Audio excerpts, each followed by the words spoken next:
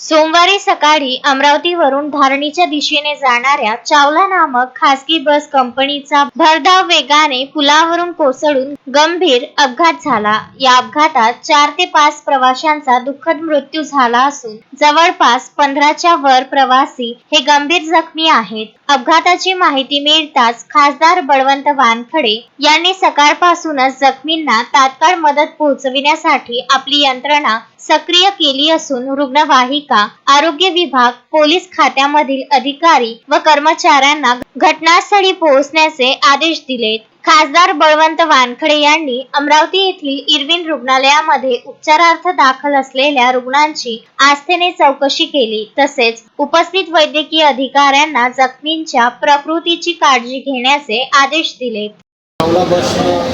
जो अपघात झाला त्या अपघातात 4 लोक जागीचे ठार झाले आणि अनेक लोक किरकोळ जखमी आहेत, काही गंभीर आहेत आणि त्या बसचा किंवा त्या कंपनीचा या जवळपास महिन्यात 3रा-4था अपघात आहे।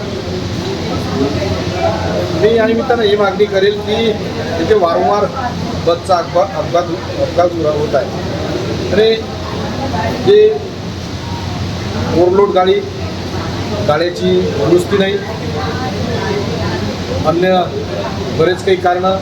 आज हे पेशंट सांगतायत की बस अतिवेगात घे असं ड्रायव्हरनं सांगितलं आणि ड्रायव्हरनं सांगितल्यानंतर बस वेगात घ्यायची आहे, त्या वेगात टायमिंगच्या भानगडीत हा मोठा अपघात झाला।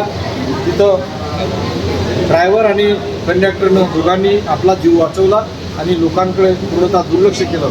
अशा लोकांवर, त्यांच्यावर ड्रायव्हर, कंडक्टर तसेच गाडी मालक यांच्यावर मनुष्यवधाचा गुन्हा दाखल. Vidarbha news bureau, Amravati.